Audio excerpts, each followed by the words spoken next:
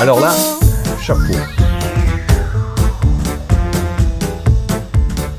Un podcast audio et vidéo de et avec Philippe Chapeau.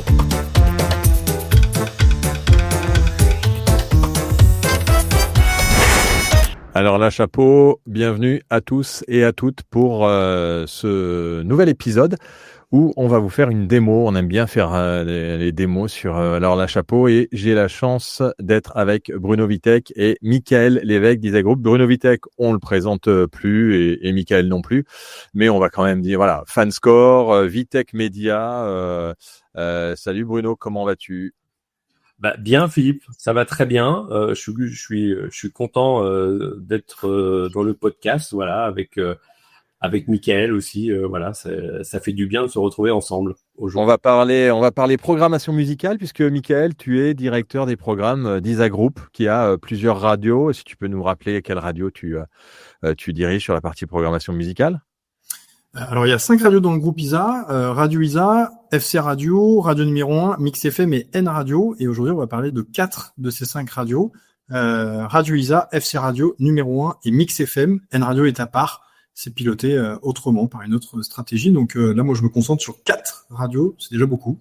Ouais, c'est déjà beaucoup. Alors on a justement eu la chance de t'avoir posé quelques questions dans la lettre pro le mag, et là on va plutôt s'orienter vers un outil, une solution comme on les appelle dans Alors la chapeau. C'est la solution de Bruno Vitek qui vient d'intégrer Fanscore, qui vient d'intégrer de l'IA.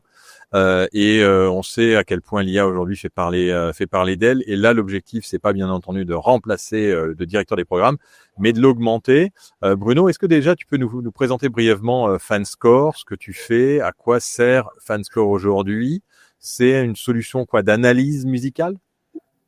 Oui, alors Fanscore a été créé en 2017. Au tout début, j'étais consultant et effectivement, à chaque fois que j'allais dans une radio, on voyait qu'on avait un problème et effectivement tous les clients m'ont demandé un petit peu de chercher une solution. Donc en 2017, on a créé Fanscore Music. C'est vraiment une plateforme qui permet de redonner la noblesse aux programmateurs. Ils peuvent vraiment s'occuper du divertissement, ils peuvent s'occuper de leurs équipes, du briefing. Et le but, c'est qu'effectivement, on fasse des analyses, du recrutement, et qu'on travaille en se disant, voilà, la radio peut pas se contenter d'instinct, elle doit vraiment écouter son audience, son marché, avant de faire de l'artistique. On doit d'abord regarder ce que veut l'éditeur. Donc c'est la philosophie, c'est effectivement de placer par une plateforme tout ce qu'on peut pas faire en interne dans une radio. Je vois mal une radio acheter son propre panneau d'affichage devant la station, ça serait ridicule. Donc le but, c'est de se dire, les envies des auditeurs, c'est pas toujours celles que les équipes en interne veulent, et on essaye de capturer l'expérience humaine, l'expérience de 43 ans de programmation. On a essayé effectivement dans le deep learning de demander à Smart Rotation l'IA d'apprendre un petit peu tous nos mouvements qu'on a fait avec beaucoup de programmateurs qui se sont joints à l'exercice, de façon à préserver un peu ce savoir-faire. Et on l'a intégré évidemment à cette plateforme d'analyse musicale et aussi de recrutement. Donc on n'est pas simplement un prestataire, on est un allié, et on est là vraiment pour que la radio se numérise, traverse le numérique et devienne une marque forte. Et notre force, c'est que on a un club de programmateurs qui nous supporte, et voilà, on est poussé par les programmateurs radio. D'accord. Donc alors on va essayer de rentrer dans le détail d'à quoi sert Fanscore, comment ça marche, qu'est-ce que c'est que un recrutement. Donc tu recrutes des participants qui vont donc répondre à des questions. Et là, il y a des choses qui existent déjà. On appelle ça des panels. Est-ce qu'on peut déjà, peut-être Michael, peut-être le panel pour toi, à quoi ça sert, et aujourd'hui quels étaient avant l'IA qui vient de rajouter une couche pour justement peut-être mélanger différentes sources, et là, notamment Facebook. Aujourd'hui, ça sert à quoi un panel pour un programmateur musical d'une radio? Bah, alors, alors tu me poses la question, je vais te répondre simplement. La recherche musicale est un outil précieux pour faire de la programmation musicale si on le fait régulièrement, c'est-à-dire toutes les semaines. Et toutes les semaines, la recherche va chercher des panels qui sont nouveaux. On n'a jamais les mêmes personnes qu'on interroge sur un nombre de titres qui est défini, mais Bruno y reviendra tout à l'heure. Et du coup, c'est la multiplicité de ces panels. On a l'impression de toucher 100, 200, 300, 400, 500. Au bout d'un mois, on a plus de 1000 personnes qui ont répondu et qui nous donnent leur avis sur un titre. On peut pas se tromper. Il n'y a pas d'erreur possible. Donc, c'est redoutable. Okay. Bruno, je te laisse peut-être détailler, toi, le sujet. Le recrutement. Ouais, le recrutement, c'est-à-dire tu mélanges du Facebook avec ce qu'on appelle du panel, des panels qui sont des choses déjà existantes. Récemment, comme on a démarré sur des toutes petites radios, et elles avaient pas les moyens de faire ça. Du coup, on a démarré uniquement avec les réseaux sociaux et les ads et Facebook. Et il s'est révélé qu'effectivement, on avait, par exemple, 90 femmes qui répondaient à l'enquête, 100 femmes et 3 hommes. Donc, on a effectivement démarré comme ça. Et à fur et à mesure qu'on a monté, il y a eu beaucoup de directeurs de programme à chaque fois qui nous ont dit attention, nous on veut pas du Facebook, on voudrait bien avoir aussi des hommes, on veut pas que des femmes, etc. Donc on a monté une hybridation des enquêtes à partir de différents panels. On a pas du tout abandonné Facebook, mais on l'a intégré comme un panel d'auditeurs qui sont pas des professionnels du panel, et on les a mélangés à d'autres panels.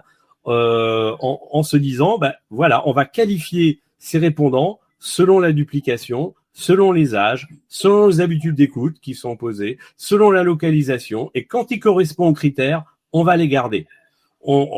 Et évidemment, là-dessus, on enlève les mauvaises fiches, tous ceux qui dévient. Il y a Merlin l'Enchanteur qui va chercher toutes les gens qui disent j'aime pas, mais j'adore votre station. On sait que c'est pas vrai.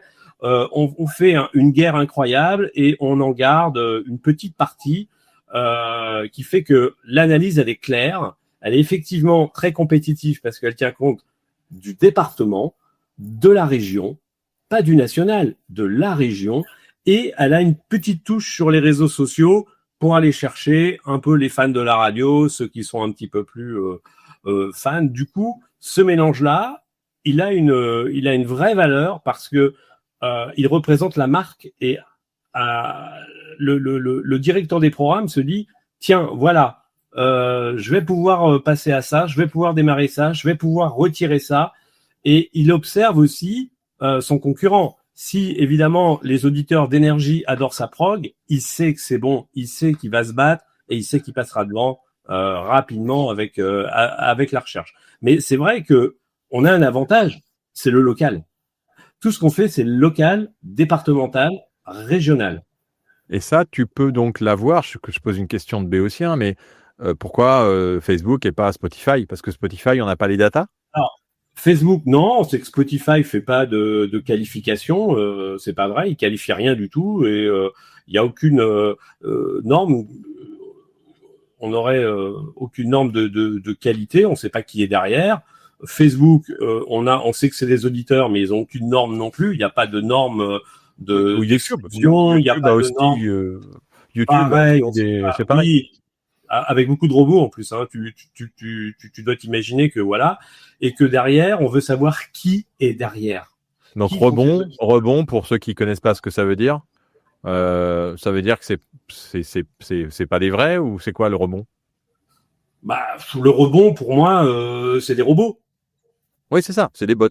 Voilà. Ouais, ça correspond un peu à la. On va pas aller là-dessus. Vous imaginez, on est sur les 25-49. Je sais pas, tout le monde est axé sur cette régie TF1 et on essaye d'être bon. Et on n'a pas été mauvais d'ailleurs dans les derniers sondages. Je crois que les 25-49 ont légèrement augmenté chez TF1 Publicité aux indés. Donc, imaginez bien qu'on fait très attention à la qualification, et surtout, on veut vraiment que ce soit des auditeurs représentatifs qui sont aussi des étudiants. Et là-dessus, il y a des normes ISO qui sont respectées par les panels. Ils ont des normes de qualité énormes. Et c'est ce qu'on appelle les P1. Non, là c'est juste les normes de recrutement. Et dans ces normes-là, les indépendants nous ont demandé sur le logiciel de mettre toutes les habitudes d'écoute et on fait un recueil. On repart avec un recueil. Ils savent pas qui on est. On dit pas qui on est. Et on sait pas où on va aller à la fin de l'enquête. Et à partir du moment où ils ont répondu au recueil, on trie les fiches. Donc il n'y a pas de, c'est pas comme si vous voulez Spotify. Spotify pourrait pas dire je vais faire une enquête, par exemple dans l'Isère. Impossible. Ouais, d'accord. Michael, pour toi, donc tu l'utilises localement. On parlait de FC Radio en préparant l'émission. Tu peux nous parler de cet exemple de FC Radio? Oui, bien sûr. Alors attends.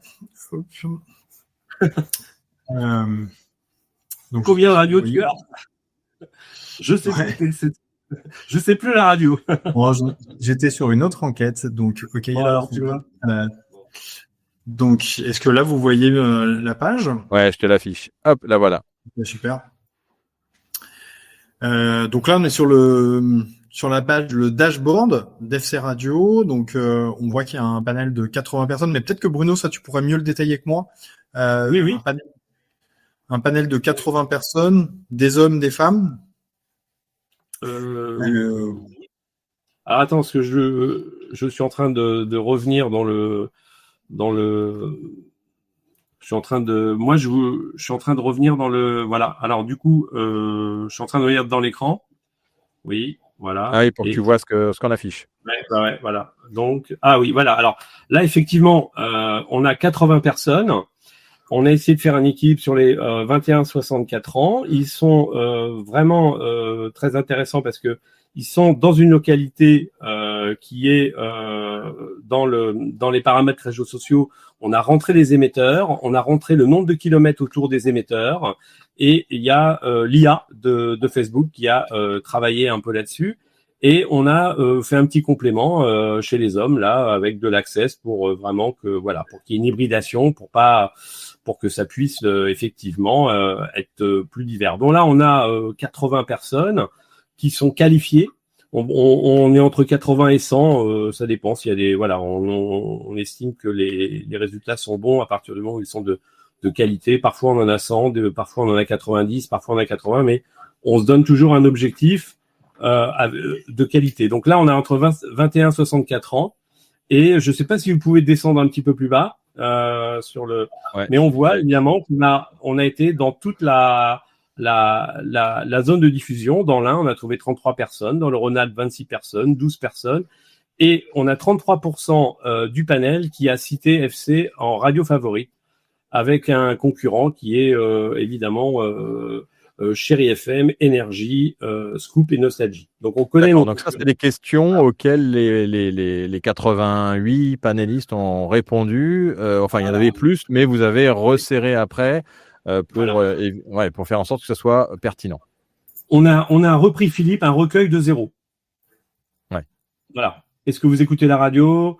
Romain Dervaux nous avait donné un petit schéma d'habitude d'écoute.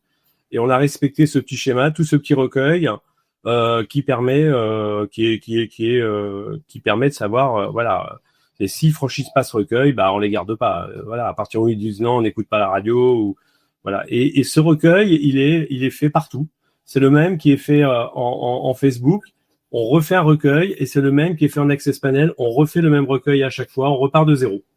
Ok. Donc l'IA dans tout ça, elle intervient à quel moment? Alors, l'IA intervient un petit peu plus tard dans la partie analyse. Ouais. Donc ça, c'est l'outil FanScore qui permet de pouvoir mélanger les personnes recrutées. Voilà.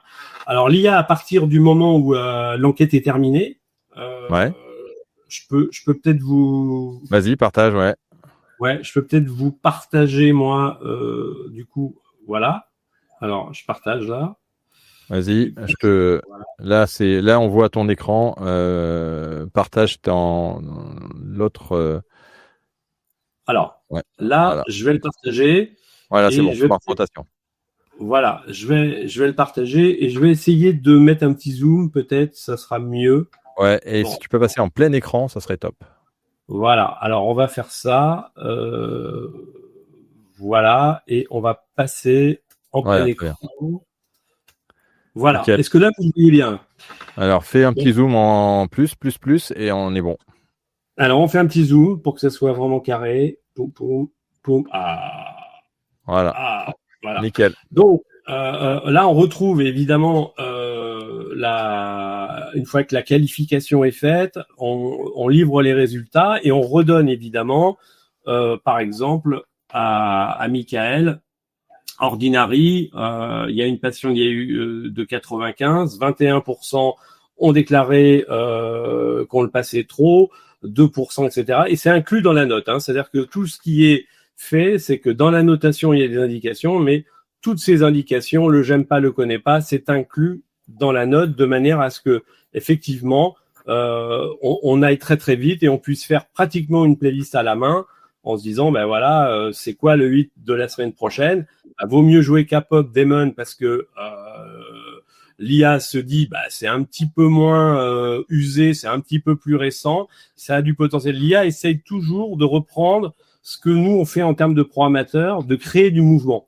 S'il ne suffit pas de mettre les chiffres de la recherche dans un ordre, il faut se dire qu'est-ce qui va aussi marcher la semaine prochaine. Donc du coup, l'IA va chercher, par exemple, des disques à monter comme Pierre Garnier qui sont plus récents, Ed Sheeran Camera, en disant il y a un taux d'inconnu, mais il y a un potentiel. Les gens, voilà, l'IA ne se contente pas de lire les chiffres en disant c'est bien, c'est pas bien. Elle essaye de créer un mouvement de manière à prédire le hit de la semaine prochaine, de faire monter aussi les nouveautés, de faire monter les choses qui sont dans le format. Donc là, effectivement, vous avez vu que sur les titres assez nouveaux, comme on va parler de caméra, on voit qu'il y a encore 30% des auditeurs qui connaissent pas le nouveau caméra. Donc, ouais. C'est vrai qu'il faut faire attention parce que quand on fait de la radio, on peut se dire, oh, tout le monde connaît caméra. Non, nous sommes sur des cibles de 20 ans, 64 ans. On est sur des radios locales. On fait de la masse média. On est très large. On n'est pas segmenté comme les réseaux. On n'est pas énergie. On n'est pas fun. On n'est pas Skyrock. Ouais, d'accord. Ah oui, et donc, après, ça dépend de tout ça. Ça, au niveau, Michael, au niveau de ces résultats-là, c'est quelque chose, comment tu faisais avant, enfin bon là on va voir que tu l'utilises et on va partager ton écran pour montrer comment tu l'utilises et après comment ça va s'intégrer puisque derrière ça peut aussi s'intégrer encore plus loin dans le sélecteur. Comment tu faisais avant pour faire ça? Avant c'était simple, la colonne de droite là elle n'existait pas. Tu vois ce qui était marqué. Alors, je vais reprendre un petit peu ce que disait Bruno, donc pour que tu comprennes bien, Philippe. Ouais. Tu as un panel de titres, donc là en l'occurrence, il y a une trentaine de titres. Ouais. On voit Alex Warren, Ordinary, Vita, Julien Doré, Viens on essaie, bon voilà, etc. Il y a une trentaine de titres. Ensuite, la première colonne, donc si tu peux remonter légèrement, Bruno. Voilà, donc on voit la note fan score, donc la note fan score qui prend en considération les autres facteurs, les trois autres facteurs que tu vois. Le premier facteur c'est le burn, le deuxième c'est j'aime pas et le troisième c'est un taux d'inconnu, je ne connais pas. Alors je vais pas parler de la dernière colonne, mais ça répond à ta question. Donc en fait cette dernière colonne c'est l'IA. C'est ce qu'on appelle, enfin c'est ce que Bruno appelle le smart rotation et que maintenant j'utilise de façon hebdomadaire sur les 4 radios que je pilote au sein du groupe ISA. Donc je regarde bien sûr tous les facteurs que tu vois là, c'est-à-dire la note, le burn, le j'aime pas, le connais pas et l'interprétation de l'IA, dans quelle catégorie le titre doit aller. Moi, ce que je trouve intéressant là dans la recherche, alors qu'on connaissait même avant l'IA, c'est que, par exemple, sur le burn, je suis incapable de te dire à quel moment un titre est usé, est fatigué chez les auditeurs. Ouais. Et grâce à cet outil, j'ai la capacité de pouvoir dire, ok, là, celui-là, je vais l'arrêter ou je vais le ralentir. Je suis capable de dire, avec le feeling, avec l'artistique, on est capable de dire oui, ça correspond au format, mes auditeurs globalement ils vont aimer, et je vais rentrer le titre en playlist. Rentrer un titre en playlist, c'est pas trop un sujet. Je pense que n'importe quel programmateur ou directeur des programmes a cette sensibilité. En revanche, ce qu'on ne sait pas et pour lequel on est incapable, c'est de connaître la durée de vie, l'historique d'un titre. Par quoi il va passer? Est-ce qu'il monte en puissance? Est-ce qu'il s'arrête au premier passage et après il disparaît? Donc, grâce à la recherche, on arrive à construire du coup un airplay et une programmation musicale. Alors, l'IA, venons-en, pardon. C'est redoutable dans le sens où moi je trouve que en pilotant 4 radios comme le groupe ISA, moi ça me permet de gagner en productivité de façon vraiment importante. Oui. Et alors, simplement pour que je comprenne bien, les couleurs là et les noms du groupe, c'est quoi le groupe A? C'est quoi catégorie B? Des catégories Les catégories de quoi? Bah dans le sélecteur, en fait, chaque programmateur va attribuer une rotation à chaque artiste. D'accord. Et en fait, comme disait Michael, c'est un peu compliqué d'aller savoir au bout d'un moment, évidemment, tous les critères. Et du coup, ça lui permet de se dire, tiens, voilà, par exemple, là, on a vu que Caméra de Ed Sheeran, par exemple, bah, il peut le jouer, le passer en B, c'est-à-dire que c'est des catégories brûlantes. Hein. Les A, c'est les actifs, les H, c'est les autres récurrents. Voilà, ça, c'est vraiment quelque chose. Ça, c'est des normes selon les radios et selon les directeurs des programmes. Tout le monde est différent? Oui. Bah après, Philippe, ça peut varier selon les radios. Après, les A chez nous, les A, c'est les fortes rotations. Maintenant, ça peut être des P comme des titres puissants. Les H, c'est des hautes récurrents. Les B, c'est des titres brûlants. Après, derrière, on a souvent des nouveautés, des récurrents. Bon, voilà, tout ça, c'est des classiques. Peu importe les noms. Hein. Nous, en fait, il faut que tu saches, Philippe, que le nom, c'est la radio qui nous le donne. Hein. Moi, c'est pas moi. Hein. Mais si la radio me dit voilà, ça c'est des médium rotations, ça c'est des hautes rotations, nous on va discuter en termes de rotation, qu'est-ce qu'il y a dans le sélecteur et on va donner n'importe quel nom. Hein. Là c'est des noms qu'il y a sur le groupe ISA, mais on aurait pu donner d'autres noms. Hein. C'est la radio qui choisit les noms. Hein. Voilà. Oui, d'accord. Donc ça c'est vraiment lié à toi, Michael, et derrière à comment ça va être intégré à sélecteur. Et donc on en vient. Oui. Donc en gros, alors tu me disais, Michael, sur ce qui te donne. Donc alors je sais pas comment est-ce que si je regarde moi, j'y connais rien, hein, mais je regarde, tu vois, j'ai un burn à 12% by your side et un autre burn à 10% qui est en B. Pourquoi est-ce qu'il y en a un qui est en B et l'autre en A? Et ça, c'est là où il y a l'intelligence de Fanscore et l'intelligence de l'IA derrière.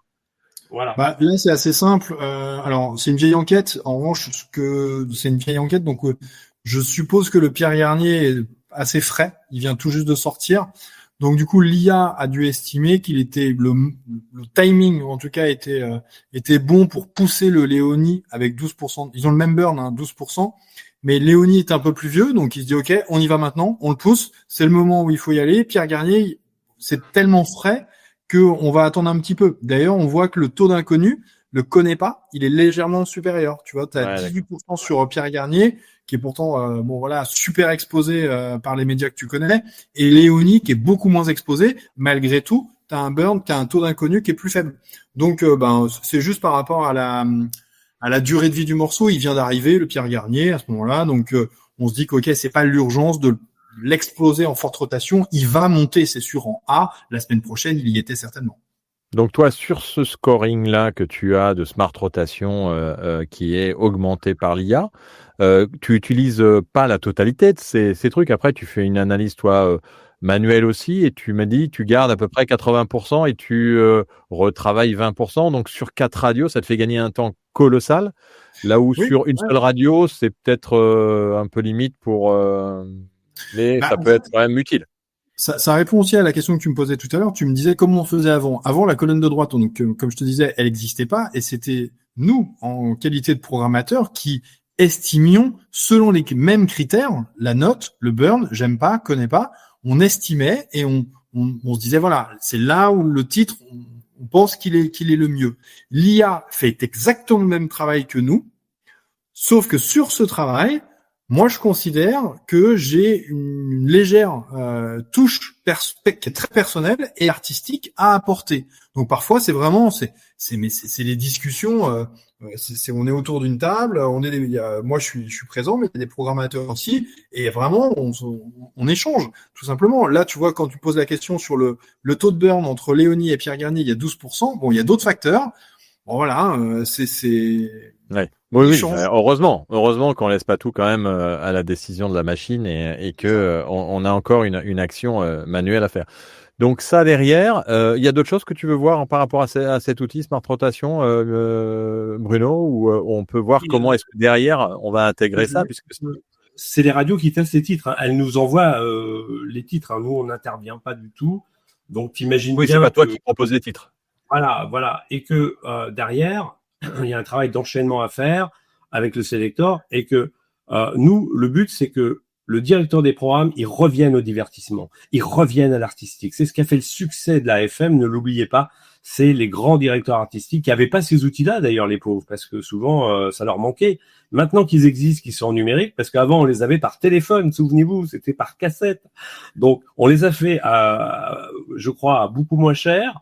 On a réussi à avoir plus de panels, mais derrière, le but, c'est pas qu'on reste 3 heures à faire une analyse ou 4 heures, c'est de se dire, on a 4 radios à programmer, et effectivement, c'est de se dire, là, il y a une vraie stratégie qui fait que, dans ma région, sur mon marché, je vais faire quelque chose d'offensif pour la marque. Et parfois, il peut y avoir un disque qui va marcher 1 an, Philippe. 1 an, les auditeurs veulent l'écouter. Et si tu vas sur le Yakas, au bout de 2 mois, il faut l'enlever.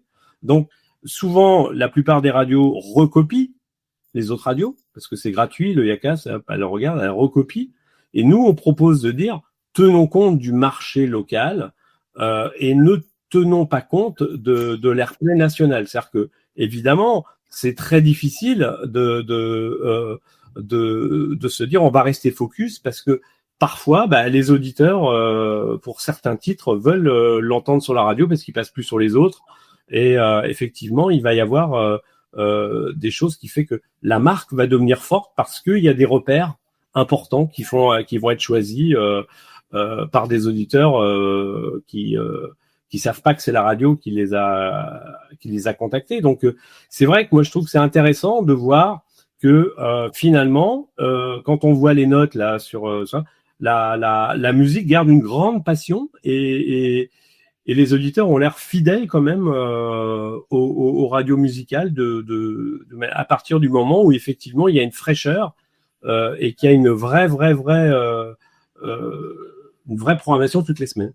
Ouais, donc ça veut dire qu'on travaille un peu plus la granularité locale, Michael. Oui. C'est ça, on va travailler par rapport à la zone dans laquelle on est, selon la radio dans laquelle on est. Et quand on est en multi-radio comme toi, on comprend à quel point ça doit être chronophage de devoir faire ça sans avoir des outils un peu automatisés comme le propose Fanscore maintenant. Ouais, bien sûr. Alors déjà, la première chose, c'est qu'on passe déjà beaucoup de temps à écouter les nouveautés qui sortent chaque semaine. Tout à l'heure, Bruno citait 200. Je crois que 250. Ouais, sans compter les titres IA, j'ai vu qu'il y en avait 10 000 par jour. Ouais.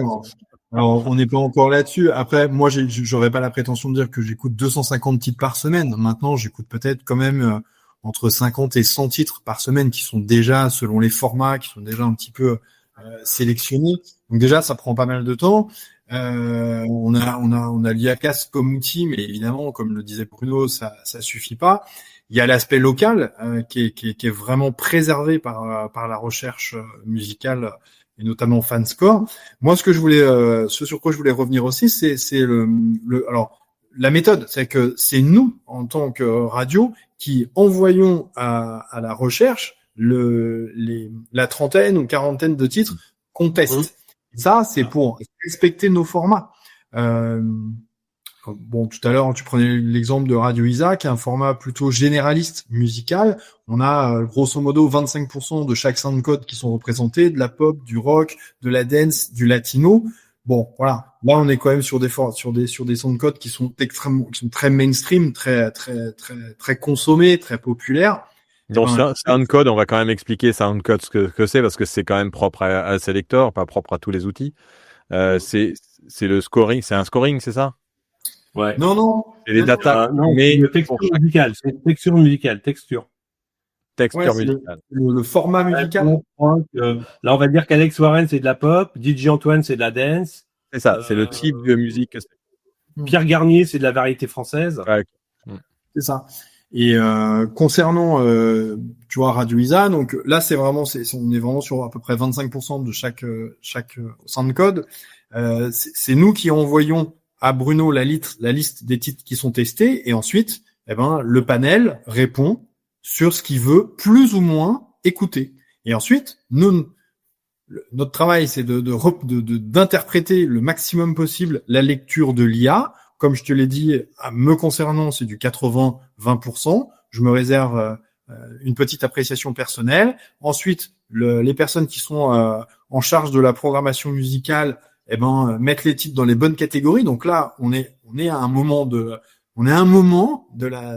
2025, tu vois, où nous mettons encore à la main les titres dans les catégories. Tout à l'heure, Bruno disait, au téléphone, on faisait les réunions, et c'est vrai. C'est exactement comme ça qu'on faisait. On faisait les réunions au téléphone où on décidait d'un commun accord. C'était un comité de programmation en fonction des notes dans quelle catégorie allait chaque titre. Là, maintenant, on a passé cette étape, on a raccroché le téléphone, on a du temps maintenant pour aller faire du digital, de l'air-check avec les équipes, de la promo terrain. Voilà, c'est ça. En fait, on fait de l'artistique. Et les titres, maintenant, sont interprétés par la recherche et par l'IA. Et ensuite, demain, Bruno vous en parlera nous en parlera tout à l'heure, ils seront directement rentrés dans les catégories. On n'aura même plus besoin d'aller les rentrer dans les catégories. Alors, on va peut-être. Est-ce qu'on peut montrer, Michael, comment, à quoi ça ressemble chez toi, cette partie intégration? Allez, C'est j'ajoute. exactement la même. Alors là, on est sur l'enquête d'FC Radio. Est-ce que tu l'as? Ouais, c'est bon, ça y est, ouais. Super. Donc là, on est sur l'enquête d'FC Radio. 80 personnes qui ont été interrogées entre 21 et 64 ans. On voit que le premier titre qui ressort sur cette enquête, c'est Louisa Bleu Soleil avec le titre Soleil Bleu. Une note de 98. Un burn, donc une fatigue d'écoute de 19%. 8% des gens n'aiment pas, c'est très faible. 4% connaissent pas, c'est le tube de l'été, donc tout le monde le connaît. Et là, l'IA nous propose que ce titre aille en H. Donc chez moi, c'est des hot récurrents. Ça tourne à 4-5 fois jour. 19% de burn. Voilà, ça reste une excellente note. Donc la semaine prochaine ou dans 2 semaines, il tournera à 4-5 fois jour sur la radio FC Radio. D'accord. Ok. Et donc derrière ça, Bruno, comment est-ce qu'on l'intègre à Selector, tout ça? Enfin, Michael, toi, comment tu l'intègres à Selector derrière ça? Tu prends le titre et tu dis ça, maintenant c'est un H dans Selector, manuellement. C'est ça, exactement. Pour l'instant, c'est fait manuellement. Donc, c'était l'objet d'une réunion que j'ai eue ce matin avec mes équipes. Donc là, pour l'instant, j'ai un programmateur qui manuellement prend le titre et le déplace pendant la réunion dans la catégorie H. Concernant Louisa et Bleu Soleil. Mais demain, je pense, alors Bruno vous le dira mieux que moi, je pense qu'il y aura un développement qui sera fait avec RCS et qui automatisera tout ça, quoi. Oui, je pense que RCS, j'avais rencontré Philippe au dernier salon de la radio, d'ailleurs. Philippe Généraliste. Ouais, qui m'a dit, écoute Bruno, c'est intéressant ce que tu fais, tu vas devenir agrégateur de données. Je dis, comment ça? Il me dit, tu vois, là, que tu as intérêt à continuer à travailler parce que dans le Selector, dans RCS Labs, je sais pas si ça sera audio ou pas, mais tes données seront directement, elles seront directement à Selector ou oralement, et Selector ira les mettre en direct. Donc j'ai une petite photo là à vous montrer de. Allez, on va jouer voilà. À l'annonce exclusive. On la voit pas. Ah voilà. Là. Ouais, c'est bon. Et vous voyez là dans le Selector, ça c'est sur Radio Isa parce que Franck m'a dit ça marche. Là, j'ai juste fait un où il y a le burn et le score qui est directement intégré dans le Selector. Voilà, une petite intégration automatique. Donc, ça veut dire qu'on va pouvoir encore plus facilement automatiser les actions pour un directeur de programme. Tu vois ça dans 2-3 ans? Comment tu vois la suite pour terminer, Michael? Ah ben ça c'est là maintenant. Hein. Ça y est, là on y est. Hein. Et dans 2 ans, alors dans 2-3 ans, qu'est-ce qu'il faudrait ajouter à tout ça? Ah bah alors là, ce que je vois, c'est qu'il n'y a pas tous les critères. Il y a juste la note et le burn. Peut-être qu'on pourrait rajouter d'autres critères dont on n'a pas parlé aujourd'hui, qui peuvent être la préférence, par exemple, des auditeurs d'énergie ou des concurrents, ça pourrait être intéressant. Après, moi, ce que je trouve très intéressant dans l'intégration du scoring dans le G-Selector, c'est de pouvoir voir très rapidement l'enchaînement des scores et de comparer avec les audiences médiamétrie. Quand je vois un quart d'heure, une demi-heure qui se comporte mal, eh ben je peux d'autant plus être vigilant à scorer davantage ma programmation musicale. Bruno, pour terminer, de ton côté, qu'est-ce que tu dirais à tous ceux qui nous écoutent et qui sont encore dubitatifs? Je suis assez d'accord et je pense que l'avenir du directeur des programmes, c'est de rester concentré sur son métier, c'est-à-dire moi, j'oublie pas que Michael, il a beaucoup de travail, il fait énormément de choses, il fait du social, il fait du divertissement, il fait du digital, et j'ai envie de dire, si on peut leur faire gagner du temps là-dessus, où ils ont quand même quelque chose et que ça leur permet de faire d'intégrer des podcasts, d'intégrer des choses, d'aller sur le numérique et de se battre sur le digital, je pense que c'est l'avenir. Mais j'observe que Michael, il a aucun problème avec dire on va faire plaisir aux auditeurs, on met l'IA, on met le score. Ça, c'est la nouvelle génération. Cette nouvelle génération, c'est pour ça qu'on l'a créée. Et cette nouvelle génération, elle nous a poussé à faire ça. C'est un peu grâce à eux, grâce à des gens comme Michael ou Jérôme Delaveau, que j'ai vraiment travaillé ça, parce que j'étais étonné à quel point ils assimilaient et ils ne se prennent pas pour des artistes, ils se prennent pour des directeurs de marque. Et ça m'a frappé, quoi. Ça m'a frappé. Ok. Merci beaucoup, messieurs, pour cette démo et avoir osé partager les écrans, les stratégies. C'est pas des choses qui se font beaucoup en France. Je pense qu'il faut qu'on change aussi un peu cette manière de travailler plus ensemble. C'est ce qu'on essaye de faire et de promouvoir à chaque fois dans nos événements, nos publications, nos vidéos, de faire en sorte que on arrête de dire qu'on a la magie, le truc secret qui fait que on arrive mieux que l'autre. Je pense que si on travaillait tous ensemble, service public, radio privée et radio associative, la radio s'emporterait peut-être un peu mieux. On sait qu'il y a des challenges à venir, notamment le digital, la transformation et tout ce temps qu'on a, autant l'utiliser à essayer de promouvoir nos radios et l'ensemble du secteur là où c'est utile. En tout cas, bravo Bruno, merci Michael pour avoir ouvert ta programmation musicale, et puis je vous remercie à vous auditeurs, auditrices, téléspectateurs, puisque ce podcast est aussi filmé pour ceux qui veulent le voir. Je vous rappelle, vous pouvez vous abonner à la lettre pro de la radio, vous pouvez bien sûr vous abonner classiquement comme font la plupart des radios ou des professionnels à 29,90 €. Et vous pouvez aussi être membre du Club HF. On a quelques radios qui nous font le plaisir d'être membres du Club HF Pro. Bruno Vitek, avec Fanscore Music, est aussi membre du Club HF Pro pour aussi soutenir nos actions et nous permettre de pouvoir continuer à faire nos publications, à faire nos événements. Et donc, je vous invite, et puis vous avez votre logo sur la page d'accueil, vous avez d'autres petits avantages tout au long de l'année. Donc, n'hésitez pas à cliquer sur Club HF. En haut à droite, sur le site de la lettre.pro, vous avez Club HF et vous avez toutes les infos sur ce Club HF. Merci aussi de penser à vous abonner. On est sur toutes les plateformes, que ce soit Spotify, YouTube Podcast, Apple Podcast. Donc, pensez à vous abonner. On a des contenus réguliers toutes les semaines, plusieurs par semaine des fois une vidéo tous les jours, ça dépend un peu de l'actualité.